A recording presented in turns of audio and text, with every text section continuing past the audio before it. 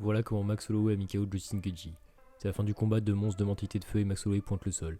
Il appelle la guerre et la vie de Gaethje à l'échange et sans hésiter, Gaethje répond. Il envoie un énorme uppercut plein axe, mais Holloway l'a lui esquive d'un glissement de bus fuite propre. Et contre instantanément avec 2 crochets au corps. Boum boum.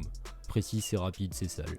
Gaethje recule, encaisse puis avance encore, mais Holloway ne recule pas, il envoie un énorme overhand bras arrière chargé avec tout le poids du corps. Gaethje plonge dessous juste à temps, passe sous le coup puis tente un crochet, mais encore une fois Holloway l'esquive.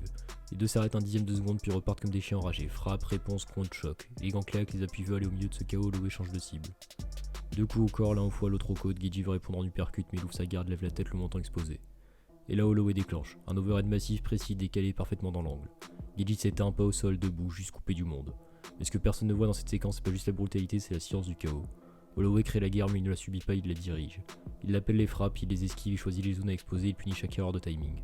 Ce chaos c'est pas un coup de chance, c'est une partition jouée dans le vacarme. Et quand la guerre est totale, c'est le cerveau le plus froid qui gagne.